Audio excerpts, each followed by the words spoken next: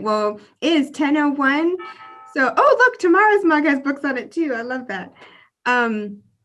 It is 10:01, so we will go ahead and get started. Welcome, everyone. Thank you so much for coming today. So again, I hope you read my email. I hope you came ready to travel. Some of us may not have traveled in a while, so get ready. So we are going to be, first of all, we have to do some time travel because we need to travel back to late 19th century, early 20th century England, and then we're going to be making a bunch of stops at a few different books using British Railway. So I hope y'all are ready and have your tickets and everything. So first order of business is where's Andrew? Today is going to be exciting because I think Andrew said today actually today's location comes with a book suggestion, which is going to be really great. But anyway, all right, Andrew, are there absolutely any clues that you want to give us about today's location? Well, it does have to do with British railroads, but also, as you can see next to me, British ships. Okay, British railroads and ships. Is it in the UK? Yes. Okay. London? No, actually. Is it on land or is it in the water? It is on land next to the water. Ooh, Lori, good question. Now you got something in mind we'll have to hear about. I'm thinking Queen Mary. And that's the name of the ship? No. Good guess, but that's pretty close, but that's not it.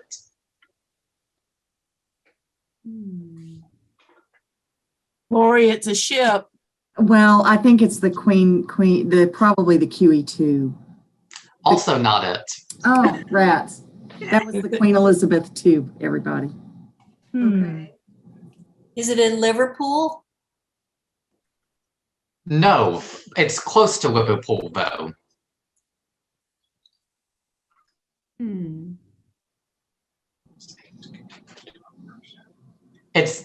The connection to the railroads is actually a person, not the ship itself.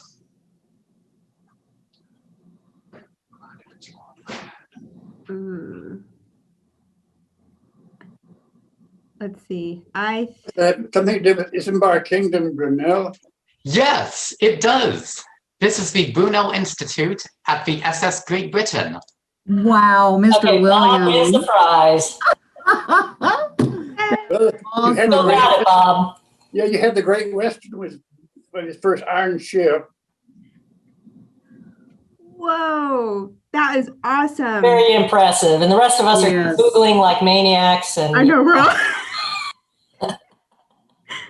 Wow, I have to show. Here's the book. It's Brunel, the Man Who Built the World by Stephen Brendel. It is a biography of Brunel. Oh, very cool. Thank you. And very apropos. Yes. That's great. That's apropos. Is that a good word for you today? Mm-hmm. Okay, Great job, well, Andrew. Great job, Mr. Williams. Yes, absolutely. Great job. And as you all know, as usual, Andrew has put in the handout for us in the chat. So if you want to learn more, you can look at that. But yeah, that was a great one, Andrew, and good job, Mr. Williams. That was amazing. Let's see. Perfect. Okay. So Tamara or Dr. Livingston is our guest speaker. We're so excited today. So she is going to be our, I guess, conductor today, taking us on our journey. So we're going to be talking about, as you can see from Dr. Livingston's presentation title, Reading Bradshaw's Railway Guide. Okay, so we've got some surprises in store. Tamara, do you mind if I give just a little background on British Railway? A couple things that I learned. Well, first of all, I'm embarrassed to say I was I guess I should say, I was a little confused about the difference between railroad and railway. So I spent a considerable amount of time yesterday trying to kind of Google, is there a difference? So I think that railway is another way of saying railroad. I think oftentimes operating with light equipment or in a small area, but I don't think the differences are too much. The difference is, Joella, is between two countries. In this Okay. country, there are railroads. In Britain, roads are called ways. Like the Okay. motorway, we have interstate highways. In Mhm. Britain, they're called motorways. And so they're the same kind of concept. They devised the way because it was their idea for a new road. Rather than call it a road, it was a way of going by iron. See, Remember I don't that. even know why I use the internet. I just need Mr. Williams. That's all. No, you don't. So, okay, so that's kind of what so that makes a lot of sense because that's really, I couldn't find a good difference. But I did learn. You don't hear Americans talk about the railway. We say Right. the railroad because The it's a road. Mhm. But in Britain, they're all railways, or and the roads for cars are motorways. I They see. don't say highways; they say motorways. See, I didn't know that either. So what I did learn was that British Railway, I think, kind of really, there was a large scale conversion from wood to steel in the 1830s. And I think between 1830 and 1847, there was something which I think is kind of cool called railway mania, where it was new, it was a novelty. There was all this industrialization kind of change taking place before the railway became normalized. So just to give you an idea, again, as what's becoming kind of a theme here, the 19th century, we're seeing a lot of this industrialization taking place. But that's all I have. So Tamara, you want to go ahead? All righty. Okay.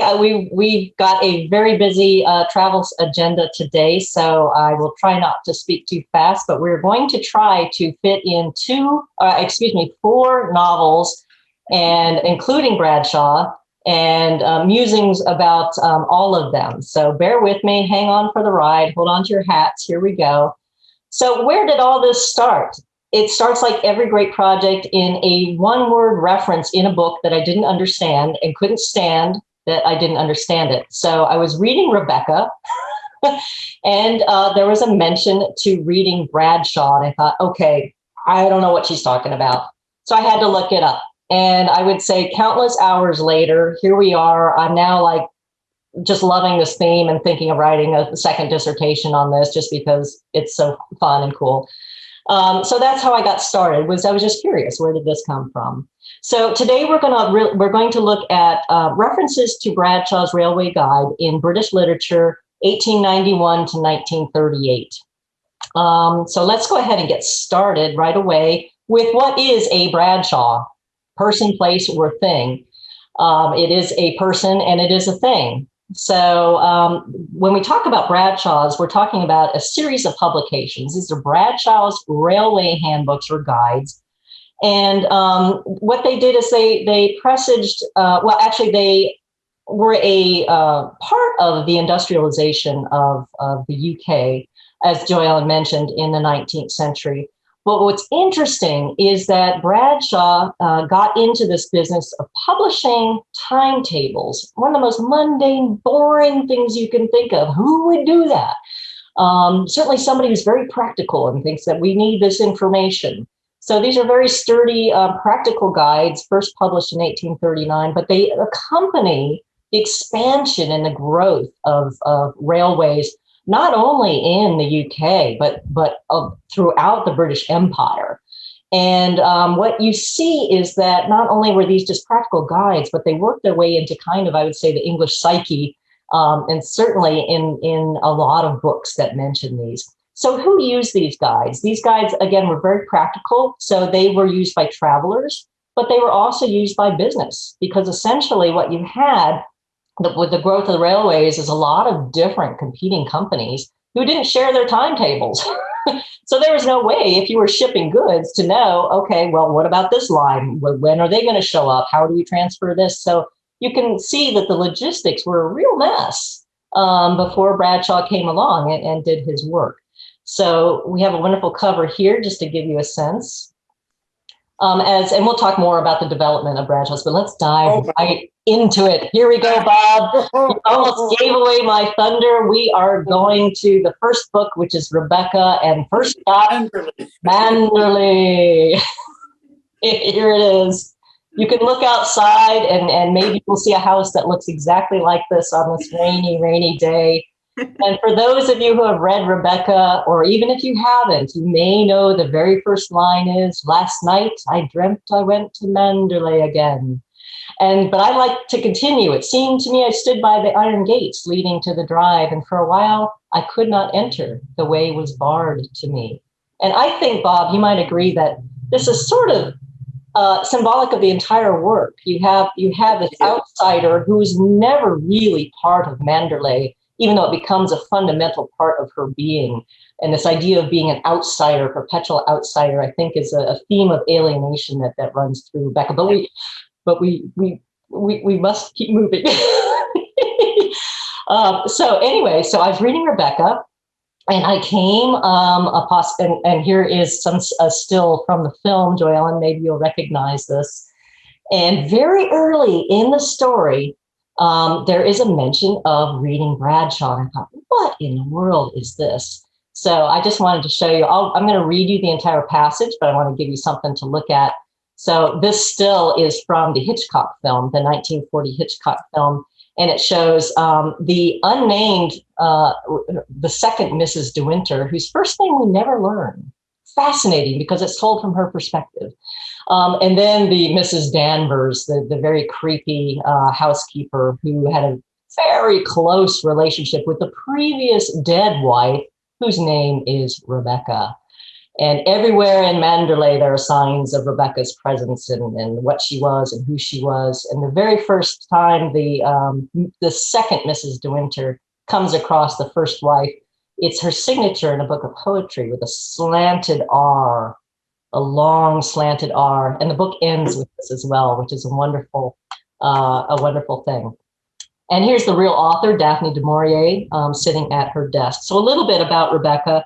A very, very well-known Gothic novel. It was a bestseller, never gone out of print.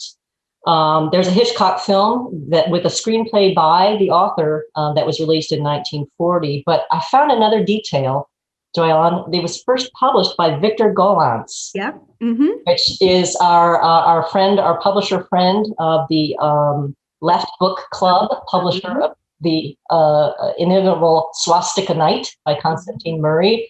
Whole nother topic there, but I thought that was interesting that Victor Gollancz was the one who published this.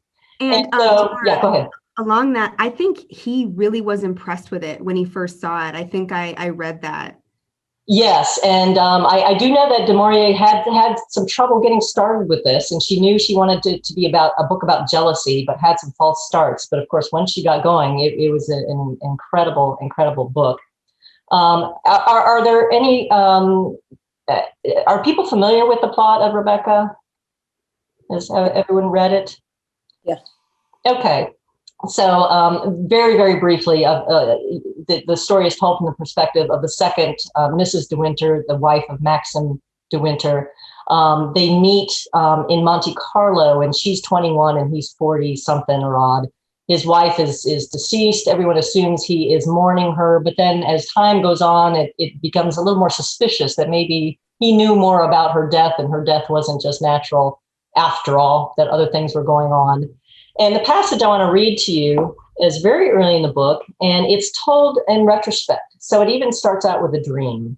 The second Mrs. De Winter dreaming of Manderley. And then she's telling, she starts out the book, and she and her husband are outside of Manderley. I don't know where they are, some sunny location, the opposite of Manderley. Bob, maybe you know where they are when the book starts. No, I don't think so. Okay. But she's remembering Manderley. Yeah. She's remembering the English countryside, and I think that's really, really important for our purposes. The thing about it is, Max left he and the second Mrs. De Winter left England. Right. And so to them, Right. it's unstated. It's a mystery. Right. Avoiding the ruins of Manderley. Absolutely. So let me read the passage.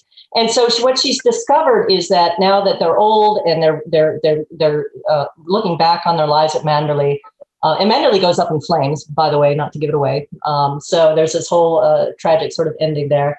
But she notices that every time certain things are mentioned about England and the countryside, Max's face freezes up. And so she realizes she has to be very careful about talking about Manderley and talking about the past. So let me read the passage. We were saved a retreat into the past, and I had learned my lesson. Read English news, yes, and English sport, politics, and pomposity. But in future, keep the things that hurt to myself alone. They can be my secret indulgence. Color and scent, sound, rain, the lapping of water, even the mists of autumn and the smell of the flood tide. These are memories of Manderley that will not be denied. Some people have a vice of reading Bradshaws. They plan innumerable journeys across country for the fun of linking up impossible connections. My hobby is less tedious, if as strange. I am a mine of information on the English countryside. I know the name of every owner of every British moor, yes, and their tenants too. I know how many grouse are killed, how many partridge, how many head of deer. And she goes on, reading magazines and finding out all about this. And she ends by saying, a poor pastime, perhaps, and not a very intellectual one, but I breathe the air of England as I read and can face this glittering sky, this foreign sky, with greater courage. And so here Bradshaws, I think, are really part of the English countryside, part of being English, is my little argument there. All right, so we must sadly leave Manderley and go back to the practical world of George Bradshaw, who is a Quaker. Interestingly, a little factoid about George Bradshaw. So he lives in the first half of the 19th century. He's an engraver, cartographer. Early on, there was a great need for maps for ships and for canals. So before the railways really began to expand throughout England, canals were a common way of transporting goods. And I never thought about this, but you would need a map, how things connect up, how you could get a boat from here to there. So a very practical gentleman. He was a Quaker, fun fact. And therefore, in the early Bradshaws, supposedly, you will not find the names of the week, which are named after pagan gods. You will see first day, second day, third day. He would not print Sunday, Monday, Tuesday. These are all pagan god names. We're not going to use them. So a little fun fact there. But I think, I don't know if it was wittingly or unwittingly, but his guides really seized upon this moment in British history.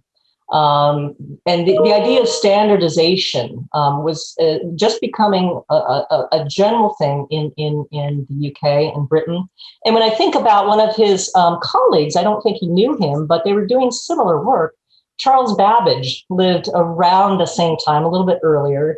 And Charles Babbage was working on ways to manufacture with parts, gears, like my steampunk earrings here, computing devices that would automatically compute mathematical timetables for business. So this idea of standardization, of automation, of creating this infrastructure of standardized, times were not standardized throughout England before Bradshaw's guide. So you weren't even sure that, well, is it, what time over there do they think that their trains are going to be? So the Bradshaw's guides really sort of heralded in and were a byproduct of this growth in standardization. So and they were trustworthy as far as you could, as far as you could do with printing errors and whatnot.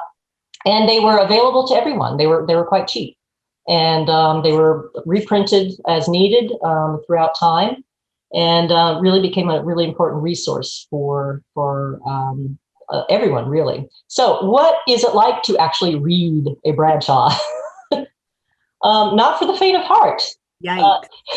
Yikes, indeed. I neglected to capture the date of this particular image here, but you can see, pretty nasty typesetting here. Not very fancy, very practical, some effort to organize information in columns, but not very aesthetically pleasing. But what a wealth of information. And you could see some use of different fonts. You've got some bold fonts, some italics, things horizontal and vertical, and this would make my eyes spin. So you can imagine in Rebecca, when she's talking about people who would do this for fun, try to figure out, okay, how do we get from, Manchester to Liverpool or whatever it might, Oxford? How would we do that? And how many lines would we have to take and how long would it take? It could be a kind of an interesting vice. So that's what an early Bradshaw looks like. But regardless, it was standardized, published information that was easily available, and that's really important. So we do know that by the end of the 19th century, these were a household item. You would just have them sitting around. I was trying to think of something similar that we might have, and we don't have them anymore, but we used to have phone books. How do you look up a number? This is before the web. How do you know the number? And phone books were really, really important. And yellow pages, because they had the listings of businesses, alphabetical. I remember when we did like road trips, of course, we would have, I forgot the name of them, but those maps, if you're going from Georgia to New Jersey, they were in the pockets, like behind the seat. Yes. And I don't know where those went now, but GPS. I know. Yeah, maps of the car companies used to publish maps. The AAA used to do trips. Yeah. And not to jump ahead of you, Tammy, or bring it up, but Bradshaw ultimately put maps in his timetables too. Yes, indeed. Yes. Very nice maps, actually. So yes. And they actually become kind of travel guides, telling you about sites you can see along the way. So they also, I didn't mention this and haven't really studied it, but I would argue that they probably helped develop the tourism industry Yes. in the UK and throughout the empire as well. Because in the empire, not only did they have, I'm trying to buy some that have some of these things in them for us. I'm just going to buy a couple reproductions, Tammy. yeah, Most of the things I want are being pulled out, I understand. right. But, Yeah. But they began to develop what was called the hotel train, because if you're going to go somewhere, you needed early trains. You had to stop at night. And Right. so you need to know where can I stay? And besides the railroad hotels, so they listed hotels and inns and places to go eat. And so this became a new industry in Britain. Absolutely. Yeah, I think it's just fascinating. I also found I did a little search in the Old English Dictionary, because why not? And I found that the term Bradshaw begins to enter the English lexicon, and there's some wonderful phrases. For example, fetch a Bradshaw just meant look up the time, Google it maybe, as far as travel inquiries. Fetch a Bradshaw. And that meant it didn't mean necessarily Bradshaw's guide, but any travel guide with that information in it. But my favorite one is Bradshawing, to Bradshaw. And this was a term used during World War II by Royal Air Force pilots. I think we would translate that to flying by the seat of your pants, or flying by visually focusing on the railways below you. So you can see that there's some really interesting, and I think that would probably be worth a little investigation. But there was a phrase from a gentleman quoted in the OED that said, Bradshawing can sometimes lead into trouble. I dislike following a railway except in extreme emergency when forced to fly low. So Bradshawing, y'all, when your GPS fails. But Tammy, in the Second World War, Britain had to do a little bit of subterfuge, because the Germans had the Bradshaws and they knew where the railroad lines were. Yes. Right. Yes. Every highway was Yes. there. So they had to do some faking on that. And you know what? Knowledge of the railways, we're going to get to this when we get to Dracula, but I think that feeds in very nicely. What happens when knowledge of your systems get in the hands of foreign people, foreign forces? We're going to get to that. So I'm jumping ahead, but so we know that the term Bradshaw is now entered in the popular lexicon. I did just, again, some very basic research and found at least 21 authors and books that have cited Bradshaws. I've not read all these. That's what I'm going to be doing for the next year probably. But you could see most of these are late 19th, early 20th century. But the variety of authors, from Charles Dickens to Jules Verne to Lewis Carroll, Agatha Christie, Anthony Trollope, people I thought, really? Wow, this is fascinating. So there was even a comic opera in which it was mentioned, not Gilbert and Sullivan, but it was Sullivan and somebody else. I think that's the same Sullivan. What's that? I think it's the same Sullivan. It is, right. But it's not Gilbert. He has a different partner writing, but you're absolutely right. So again, the idea that it's common in theater, it's common in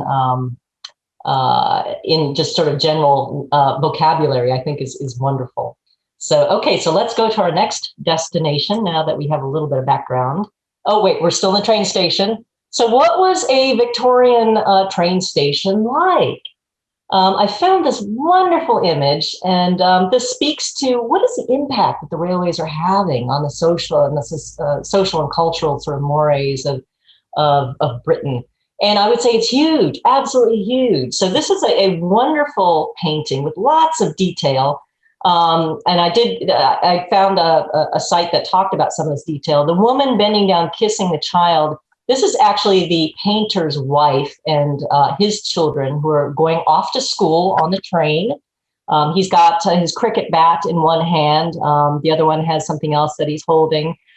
There's a foreign-looking gentleman with dark olive-colored skin and a black top hat. That is an Italian tutor for the family of the painter, apparently. So again, very true to life. You could see the women in white. This is a bridal party with bridesmaids. And then on the far right, it looks like somebody being arrested. That is Scotland Yard carrying out an arrest. So all these aspects of society are thrown together in Paddington Station. So here's the information about that particular piece. But I think it's interesting because we don't really think about it, but once people are mobile, they come in contact more and more often, and people begin to learn about each other for good or for ill. Goods begin to move, fresh produce, all of these things we take for granted now are beginning to come into play. It must have seemed like a marvelous and frightening thing all at once, because these changes happened very, very quickly.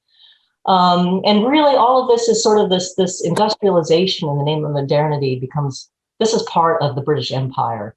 So this was painted in 1862 by William Powell Frith, and all sorts of interesting details there. Okay, so now let's get into our next. We are now traveling to Transylvania. Hold on to your necks. I wore a turtleneck. Hold on to your neck. Just for this, just in case. So what does the railways have to do with this Bradshaw have to do with Dracula?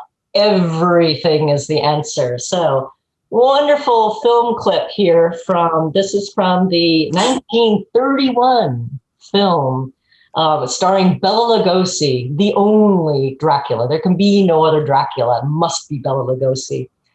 This was based on a stage play of 1924. Of course, the novel, it was written by Bram Stoker and published in 1897, the same year as Queen Victoria's Diamond Jubilee. So there's all this thinking back, this retrospective of the British Empire. But there was an undercurrent of anxiety. And there's one scholar who said that Bram Stoker, the author, had witnessed the anxieties of an empire convinced of its own obsolescence. So there's that tension there. Yeah, it seems like everything is at the height, but how high can you go? And can it last? And that anxiety begins to seep into literature of the time. Remember that in 1888, Jack the Ripper terrorized London.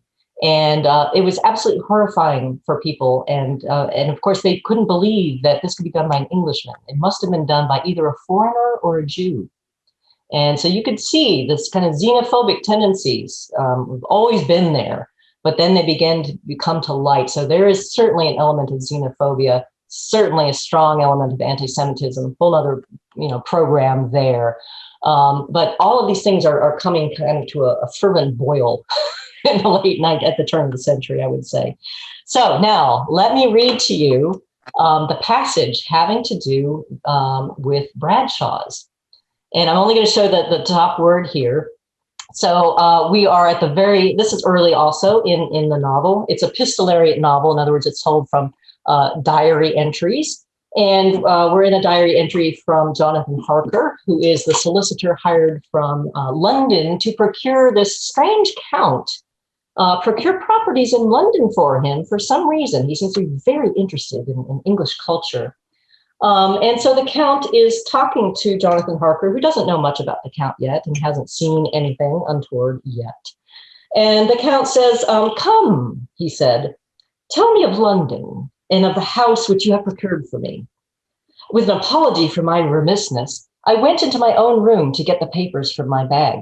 Whilst I was placing them in order, I heard a rattling of china and silver in the next room. And as I passed through, noticed that the table had been cleared and the lamp lit, for it was by this time deep into the dark.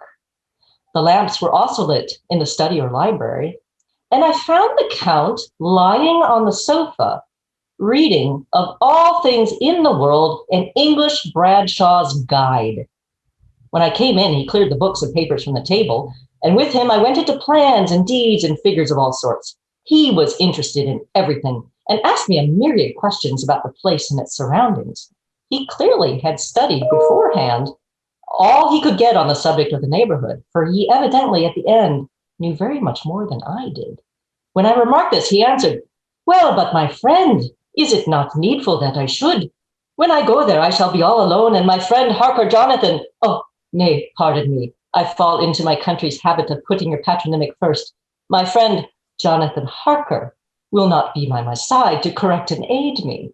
He will be in Exeter, miles away, probably working at papers of the law with my other friend, Peter Hawkins. So, creepy. Here's this foreign Count learning all about London and mastering English and English customs and being more English than the English. It's terrifying. You would not expect that. So what does that mean? Well, I think there are some authors or some scholars who had surmised that Dracula, even though it's a horror story about vampires and about the Count's evil plan to move his operations into London and the surrounding areas to expand his empire of the undead, his undead empire. But there was a fear of foreigners transforming themselves into Englishmen, and really, again, kind of this anxiety about maybe presaging the decline of the British Empire.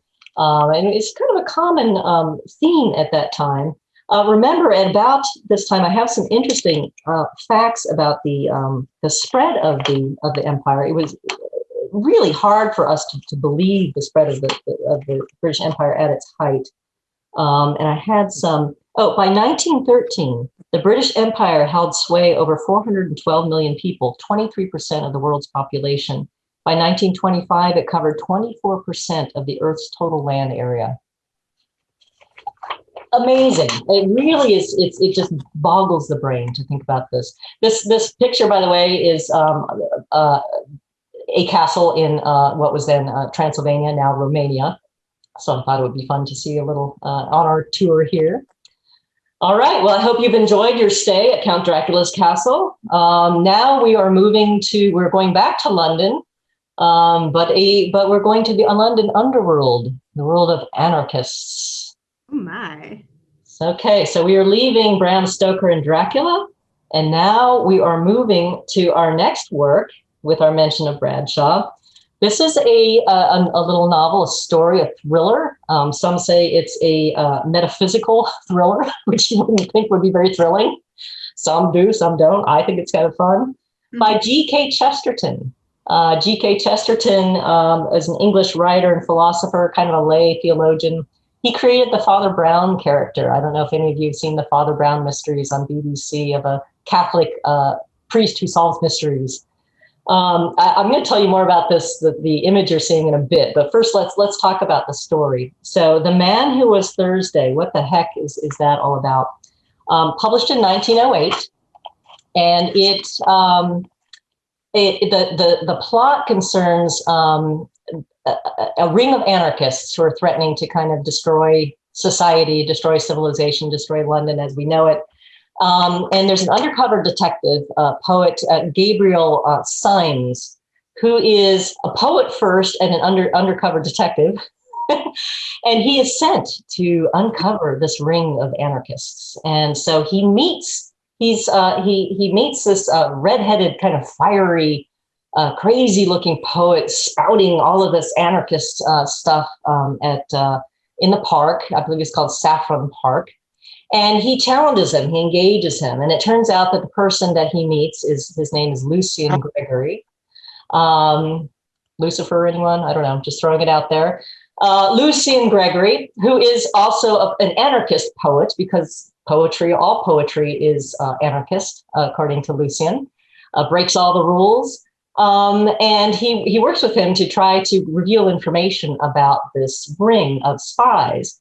Now, the reason for the man who was Thursday, the anarchist ring, the members of it is 7 men, each of whom hold a name of the day of the week.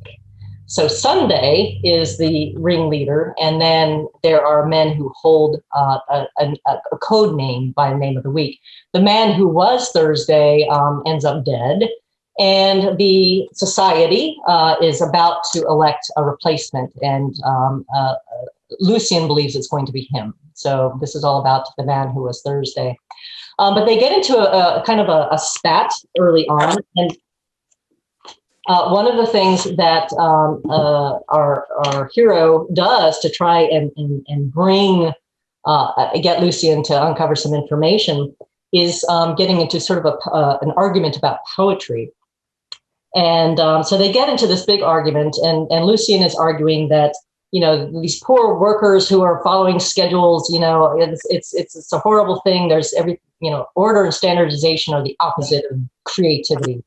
But Symes counters that, and he says, "It is you who are unpoetical," replied the poet Syme. "If what you say of clerks is true, they can only be as prosaic as your poetry. The rare strange thing is to hit the mark. The gross obvious thing is to miss it. We feel it is epical when man with one wild arrow strikes a distant bird. Is it not also epical when man with one wild engine strikes a distant station? Chaos is dull, because in chaos the train might indeed go anywhere, to Baker Street or to Baghdad. But man is a magician, and his whole magic is in this, that he does say Victoria, and lo, it is Victoria. No, take your books of mere poetry and prose. Let me read a timetable with tears of pride. Take your Byron, who commemorates the defeats of man. Give me Bradshaw, who commemorates his victories. Give me Bradshaw, I say." And he got to be raising his fist there, I think. You know, now, how serious is this? I think there's a little undercurrent of humor there. But Bradshaw, the symbol of order, rational, modernity, progress, all of these things against sort of organic and nature and things that can't be controlled. Interesting thing. Now, I want to tell you about these illustrations. I made this wonderful discovery. I found out that this story was published in Famous Fantastic Mysteries, this American pulp magazine, in 1944. Long time. Yes, and it is so interesting. This magazine was edited by a woman, first of all, for its entire run, which is incredible. I don't know anything about her, except it's fascinating. He had very good company, G.K. Chesterton. You can see some of the authors who contributed, Ray Bradbury, Arthur C. Clarke, H.G. Wells, Algernon Blackwood. You know, these aren't hack writers by any means. But the most marvelous thing, I think, was the illustrator, this Lawrence Stern Stevens, who did these just marvelous, I'll try and move the thing so you can see a little bit, marvelous engravings and illustrations for this. So anyway, I had no idea. And I think I will have to do more investigation into the publication history, but it may be that, I don't know if the book was available in America before this publication. So maybe that, Bob, I don't know if you would happen to know that off the top of your head. That's interesting. Okay, yeah. Anyway, I thought that was fascinating, that this story. That picture is glorious. Oh, it is. And let me just roll back again really quickly. The detail, I just love this. Absolutely wonderful. I mean, that's a wordless picture book right there. Indeed, it reminded me. Think of too. Yeah, so much of our wordless novels. Yeah. So sadly, we have to leave. Saffron Park and underground London, and move on. Train keeps moving. We're at our final destination here. I'm going to show you a picture of the Thames, and then we're going to take another quick side trip to Germany and back. But this is one of my favorite humorous authors, Jerome K. Jerome. So Tamara, when you said the illustrator was Lawrence. Was Lawrence Stern Stevens. Okay. Lawrence Stern Stevens. I don't know anything about him except that he illustrated a lot of issues of this magazine, of this pulp magazine. Cool. Which are impossible to get because they're such horrible quality, Yeah. they're disintegrated. So, okay, anyone for a little bit ride on the Thames with these three fabulous gentlemen? Now, when Jerome K Jerome wrote Three Men in a Boat, that was, let's see, I've mislaid my notes here. It was published in 1891. And Jerome K Jerome was kind of an interesting character. Here's his picture right here. He did a lot of different things. He, including worked on the railway, and he was commissioned to write a serious kind of travel guide. And he couldn't do the serious part. Every time he wrote, he noticed the comedic aspects and things that went wrong. And so he then wrote those and became in 1891, Three Men in a Boat, to say nothing of the dog. We have the dog right here. We're good. Was kind of an instant bestseller. And apparently it stimulated travel up and down the Thames, because that's what Three Men in the Boat was about, a little trip up the Thames. And apparently it boosted boat sales. Everybody wanted to do the same thing. They wanted to grab their ukulele and their dog and take their little trip on the Thames. Now, this gentleman is holding a map. It does not look like a Bradshaw, but of course, Bradshaws do feature prominently in Jerome K. Jerome's works. So let's just continue to sail on here. And so in 1891, he published Diary of a Pilgrimage. And I'm not going to show the whole quote there. I'm going to read it to you. And this is yet another sort of travel story, humorous travel story about the author and a friend who are traveling from London to Germany to see a play, a historic passion play. But of course, that's not the important thing. The important thing is everything that happens on the way there and on the way back. So they travel by rail and by boat and try strange food and all sorts of things to say. And so on this trip, and you can see we've got all sorts of things. We've got our London Northwestern Railways here. We've got our Bradshaw. We might have an ABC, which was another guide that presented things in alphabetical order. It wasn't as comprehensive as Bradshaw. A lot of times you had to use both to figure anything out. And he's musing about how things just keep going wrong for him. He loses his companion at the Munich railway station. They're trying to catch their next train, and they can't find it. And so finally, they decide to ask somebody, because it's getting late. Train's about to leave, they think. So when 3 o'clock came, and still we had not found the 3:10 train, we became quite anxious about the poor thing and made inquiries about it. The 3:10 train to Oberammergau, they said. Oh, we've not thought about that yet. Haven't thought about it? We exclaimed indignantly. Well, do for heaven's sake wake up. It's 3:05 now. Yes, they answered. 3:05 in the afternoon. The 3:10 is a night train. Don't you see? It's printed in thick type. All the trains between 6 in the evening and 6 in the morning are printed in fat figures, and the day's trains in thin. You've got plenty of time. Look around after supper. I do believe I am the most unfortunate man at a timetable that ever was born. I do not think it can be stupidity, for if it were mere stupidity, I should occasionally, now and then, when I was feeling well, not make a mistake. It must be fate. And then he goes on, to add to my misfortunes, I am the miserable possessor of a demon timetable that I cannot get rid of. A Bradshaw for August 1887.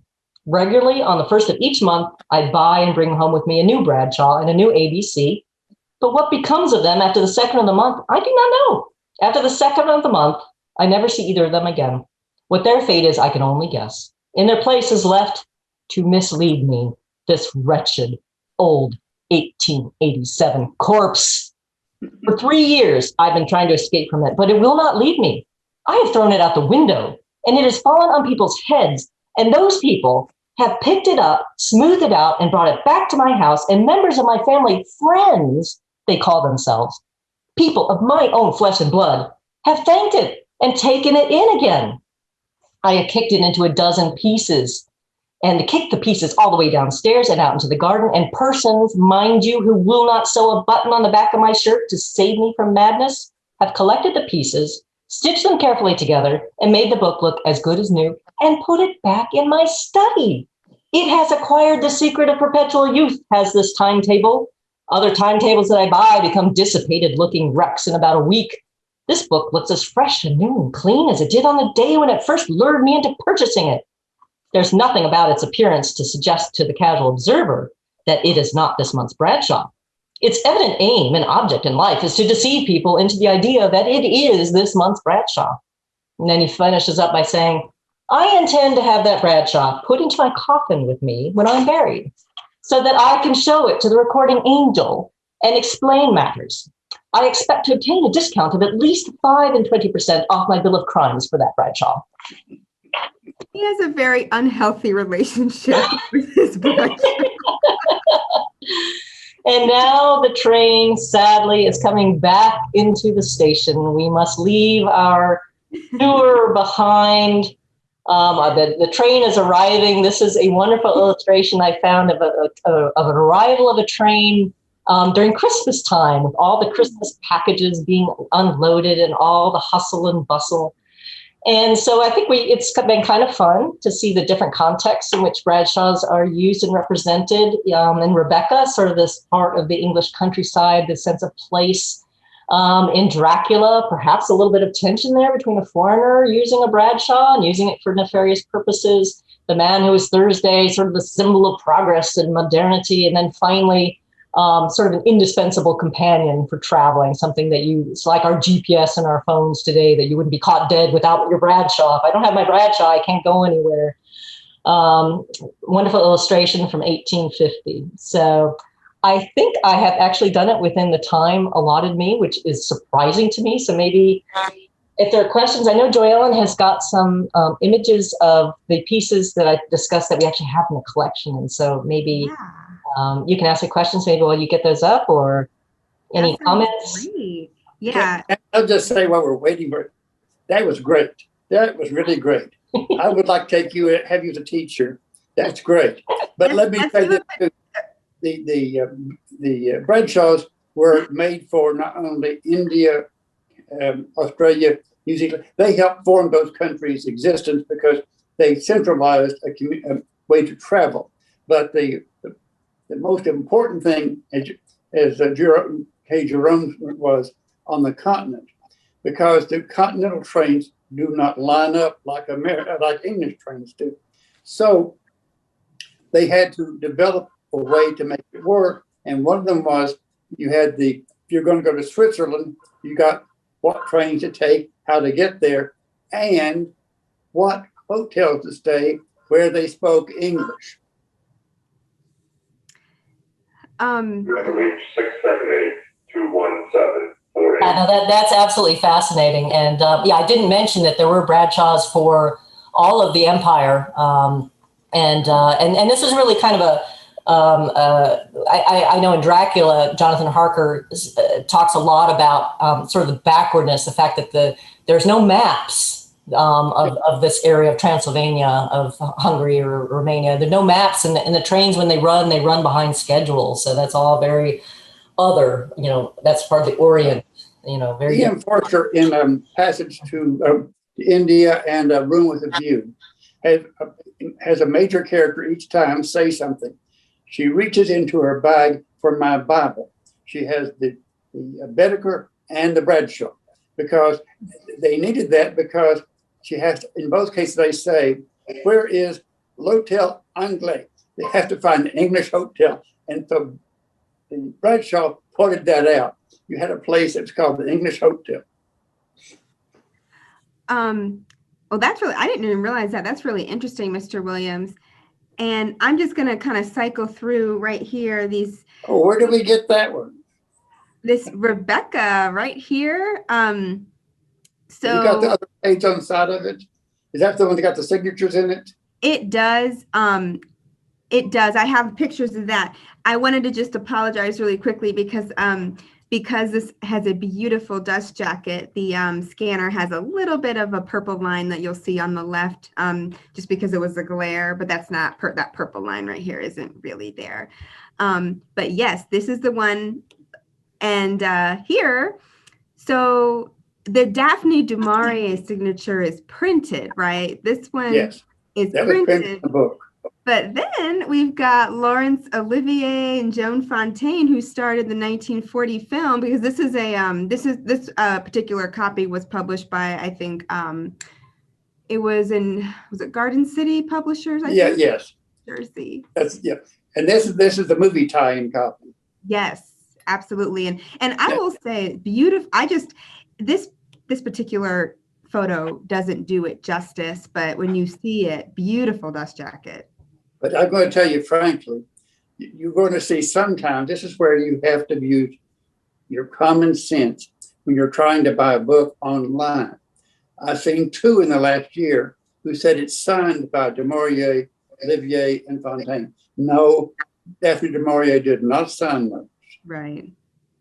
But it looks impressive, doesn't it? It does look, it looks impressive, but right, exactly. And that's something that we do have to be, and it's kind of hard to tell maybe over the computer, but if you were to see it, if you look at it closely and you see, you'd be able to tell that. This is where hands-on helps. Yes, absolutely. So I wanted to just cycle through a few of those. This is the wonderful opening line that Tamara read to us. By the way, I think we need a petition that Tamara, you need to start being someone who reads or does audiobooks. You're so, yeah. I don't know if anyone's ever told you that before, but you do. I'm a ham at heart, as Bob knows. I'm a ham. You know, Tammy, we got to get you to read out loud My Cousin Rachel. Okay. It is a book to be read out loud, and you could do that beautifully. Ooh, okay. Well, she has her first contract now. Great. And then I thought this was really cool. This was at the back of the novel, 3 other thrilling novels by Daphne Du Maurier, and it has their prices and everything. And so I thought that was really cool. It has that. And then I wanted to show one other, this is our 1931 copy of Dracula that came out when the film came out along with the film, which is really cool. And it comes with these images from it, which are so dramatic. This is the one, again, that Tamara showed us. So that's basically it. I just wanted to show y'all a couple of those images, but I wanted just a note on the film. I wanted to mention that Bram Stoker was very involved in theater and was a stage manager. Yeah. And he was actually a personal assistant to an actor who he modeled Dracula's mannerisms after, which I thought was interesting. But apparently, so it was adapted to the stage, I think, fairly quickly after. It didn't make a hit when it was published. People kind of got reception. It was only after the films came out and later on that it really, but it was, I don't want to say plagiarized, but basically it was turned into a film in 1922 by a German expressionist, and it's called Nosferatu. I don't know if you've ever seen that. That's a great film. Great film, very early, very German expressionism, but apparently it was unauthorized. And I read that the widow, Bram Stoker's widow, got into it because it was an unauthorized. Now, the one that was made in 1931 was, of course, authorized and all that. So it's interesting that there was this little sort of intellectual property war at that time. And Nosferatu is super creepy if you've never seen it. 1922. Yeah. Talking about the book and the movie, both with Rebecca and Dracula, is the book makes collectability. Both are highly collectible where they're attached to the first edition of the movie or first production of the movies. That makes a book extremely collectible. And the one that you use for Dracula is a Grosset and Dunlap. Now, ordinarily, let me kind of wander off the line here. Ordinarily, when Grosset Dunlap produces a book, they do it cheaply and they're not highly collectible. But where Dracula came into being, you see the pictures are there. They are tied into the film. That book is very, very collectible, very good and expensive. So sometimes movies have a way of making books more collectible than you might have thought. Oh wow, you just have to have the literary Bradshaw to find your way to what's collectible. How did we do that, Tammy? Did we do a good job on that one? That's wonderful. And I like it too. Give me some credit for that. Yes, you get a pat on the back for that. My last little surprise that I wanted to show, because Mr. Williams was talking about collectability just now. my last little thing is Tamara and I were doing some looking and found this, for example. You can see that Bradshaw's, yes, they might seem practical, they might seem mundane, but they are quite collectible. Oh, yes. So this is from 1840. This is from a very rare, when it became 1 shilling versus being, I forgot, 6 pence, I think. Yeah. There's another one that is 1839 that I was going to show you, but I can't because the bookseller took it off because they know I'm interested in it. So they won't put it. So actually it's good because they're keeping it on hold for me until I get my approval, which is great. But it looks similar to this, but it is 1 year earlier. It's the first edition. It's like the third iteration of the first edition, I guess, of Bradshaw's guide. So it includes it's a kind of a 2-part guide. But as you can see, if you find these in very good condition and they're an early date, they're quite collectible. And they have the maps Mr. Williams was talking about. Wow. And also, Jerome, they really do, these rare ones, they exist, despite what Jerome K Jerome was laughing at, is this ghostly thing kept coming back to haunt him with this outdated one. Is most people kept these things and they keep surviving and they keep coming back up in sales. There are hundreds of these things out there and they're very, very desirable. Yeah. So anyway, wanted to just show that, which is exciting. So we're going to start. That's a collecting area that we're going to try to work on, is collecting Bradshaw's that to kind of complement our novels that reference them. I'm going to try to match some of the dates. I think it'll be a really fun collecting area and will enable us to take even more trips via the railway. So anyway, Tamara, thank you so much. What a wonderful, engaging presentation. We went so many places. I've been itching to travel, so this has been great. Thank you all so much for coming today, and I look forward to seeing everybody next week. I'll look up Bradshaw and see you all next week. How about that? That sounds good. Bye. Bye, everybody. Thank you. Thank you. Thank you. Thanks. Bye.